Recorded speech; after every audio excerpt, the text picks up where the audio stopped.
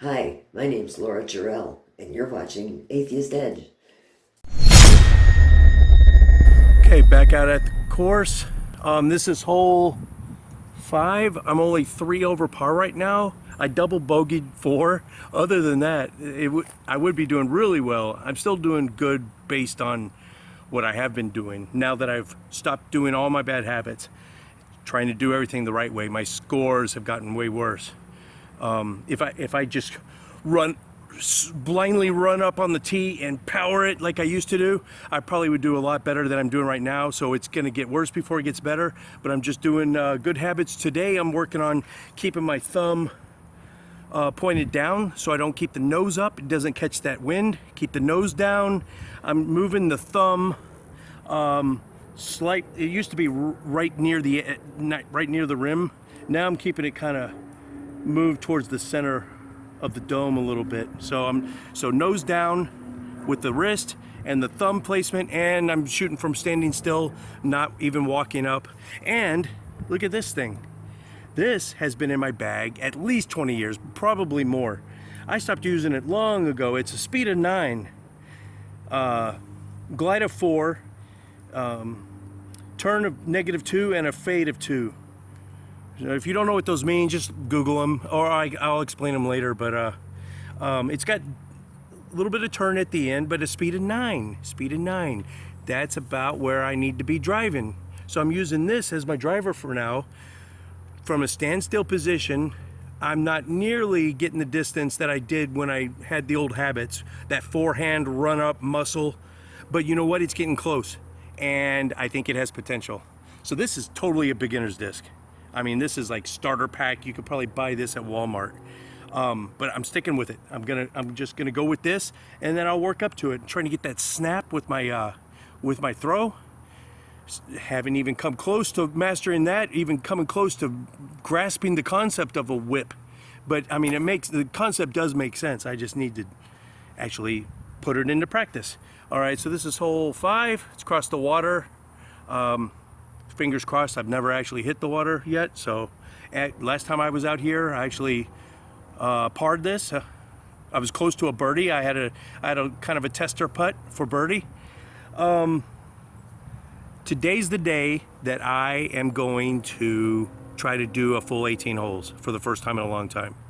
All right, and it's going to be rough. So I'll see you at the end of the 18, hopefully, and I'll tell you how it went.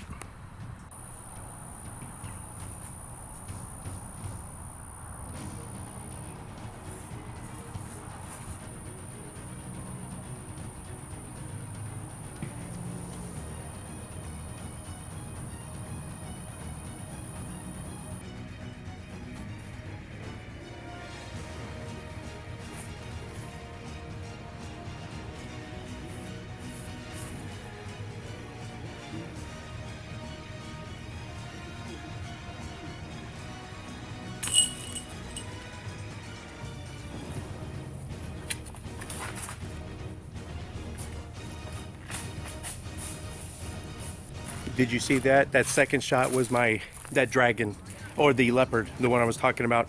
That was a forehand. It was supposed to hug back way right. So it is kind of flippy. It stayed to the left. It didn't turn back to the right. This old leopard, it's a speed of 6. It's a beginner disc. I've had it for decades. Pulled it out of the closet. Starting to try to use this again just to, fix my form and unlearn all my old bad habits.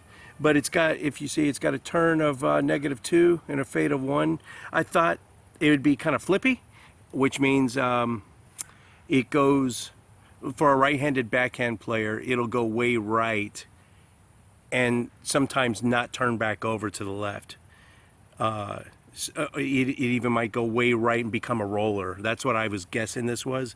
But no, it is still stable to probably overstable somehow. I don't know how.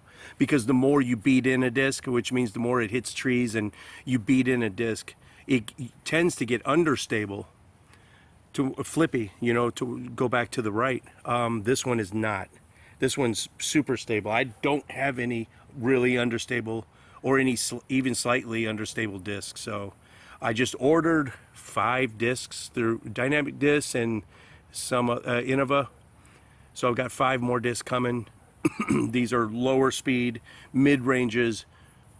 Hopefully I ordered an understable disc or 2. I think I did.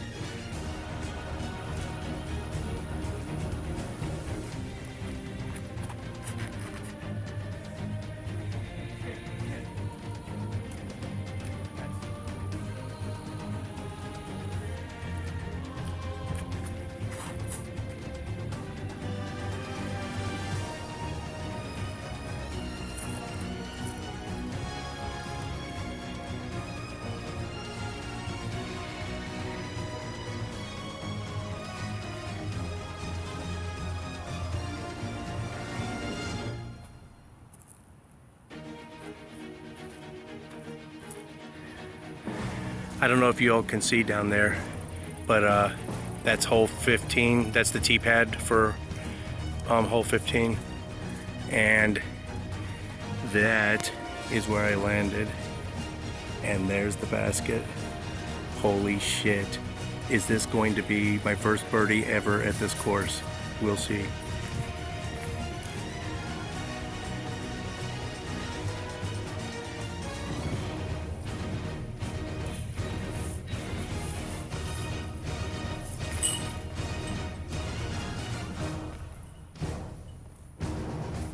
First birdie ever at this course. After that birdie, I am now 7 over par instead of 8, and this is hole 18, 405 feet. I'm gonna go for a bomb, and a bomb for me is 350 feet if I'm lucky. For a pro, it's 600-700 feet. I got that little bit of ceiling, a little bit of tree hang, so that will actually help me because it'll force me to not throw too high. Try to keep my nose down. And you see the basket. Let's see. Yeah, you see it. Okay, here we go.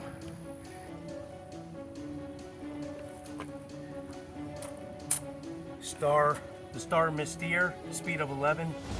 Which I have no business throwing something that with a speed of 11, but I'm still going to try.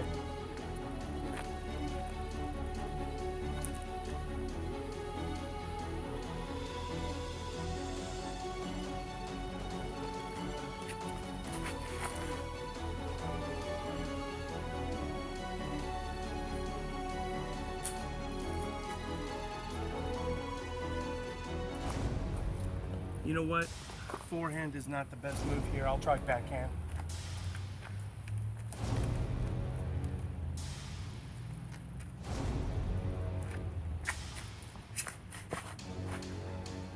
Same spot. Damn it. I didn't get it on camera. Well, I'm at hole 12. I just made it from right here. It's I marked it at 28 feet. Just inside the circle 1. Pretty proud of that. Oh man, that felt good. I don't have a lot to talk about as far as my weight loss diet. Oh, I did. I had 3 back-to-back live shows last night, and I said to myself, I'm gonna have a glass of red wine, and it turned into 3, which it was basically an entire small bottle of red wine. I'm not proud of myself. Just it tastes so good once it touches your lips. So good! Once it hits your lips, it's so good! I don't know if I would consider myself an alcoholic because I just don't really need alcohol. I don't feel like I don't have the urge to drink it. I just said to myself, but I am a binge drinker. I think that's different. That might be a form of alcoholism, but that's from the Marine Corps. Every Marine I know is either a functional alcoholic and or a binge drinker. So when I do drink, when I do decide to drink, I end up drinking too much. And I can't just have 1 glass of red wine. So what I'm gonna do now is I'm not gonna, even on my cheat meals, I'm not gonna have any alcohol because it'll turn into a binge. And I just feel like crap right now. But it is hole, what did I say, 12? heading to 13, and I'm feeling a lot better than I usually do. So I don't know. I'm gonna keep going with it. I ran into some big trouble, took a double bogey on hole 10, and the course layout on UDisc app is not the course layout in actuality. So when it tells me to go to the next hole, that hole's not there. So it's all redone out here, and UDisc, the app that I use, it does not reflect that. But that's all right. I'll just, don't mind walk. That's extra steps on the Fitbit, right? Walk around and try to find the next hole. But feeling pretty good.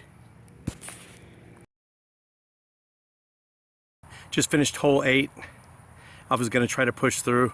This is right where I ran out of gas last time. And sure enough, you know what? I said to myself, I could power through. My heart rate's going crazy. Would that be smart? I'm not gonna do it. Hit a couple holes maybe on the way back to the parking lot, just like I did last time. Hey, it's not gonna happen overnight. 5 over par for 8 holes. I think that's what I did last time. Some heartbreakers. I missed a putt that it was like 25 feet, 20 feet. I should have hit that. That would have been 4 under par for 8 holes. I mean, over par, not under.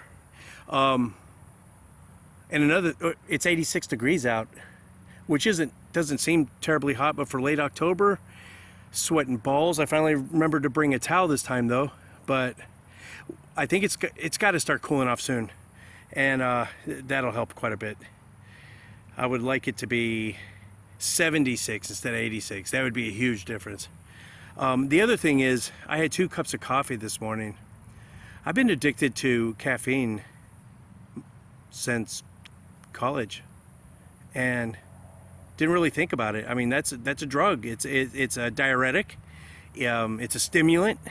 It's not good to be drinking stimulants, caffeine. And I vape. I was smoking for 10 years, and then I vaped to quit smoking, and let's see, I've been vaping 12 years, so I've been vaping longer than I've been smoking. But I've been using nicotine that entire time, every day, regularly. That's another stimulant. That's got to go. I'll still drink coffee. I'm never going to quit it completely. But before exercise, no. And moderation, maybe 1 cup, or half calf. A couple cups of half calf a day, but not before exercise. Anyway, that's it for today. If you all are finding an activity that you love, tell me about it in the comment section, and tell me what your progress is like. I took in nature today. It was great. Over by that water at hole 5, when I was walking over to my first shot, these little, not tadpoles, they're not quite frogs yet. They got legs. I don't know, somewhere in between a tadpole and a frog. Thousands of them. As I walked by, they were jumping off the lily pad into the water. It was cool. And the squirrels out here are brave as hell. I mean, they'll almost come right up to you. It wouldn't take much for you to actually train them to eat out of your hand, probably. They're probably just so used to all these disc golfers not messing with them. They're going straight to their hole. So they get brave. And you'll walk right, I mean, you're almost close enough to reach out and touch them. They'll be up on a tree just staring at you upside down on the side of a tree. They're really interesting animals. I'm really enjoying this. Okay, talk to you all next time. I am at hole 9, feeling better than I ever have at this course.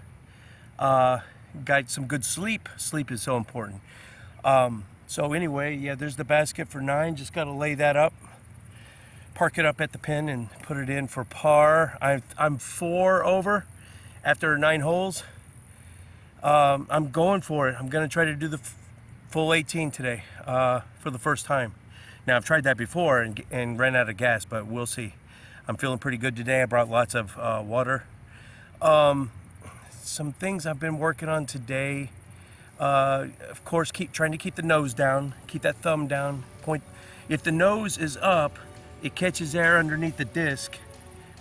When you throw it, the nose, if it's up, air will catch the disc, and it won't run its designed flight path, and it'll stall out and won't get as much distance. But it won't follow that pretty hyzer or that flex, whatever you want, whatever it's designed to do. So keeping the nose down by pushing the nose down, and that's it for now.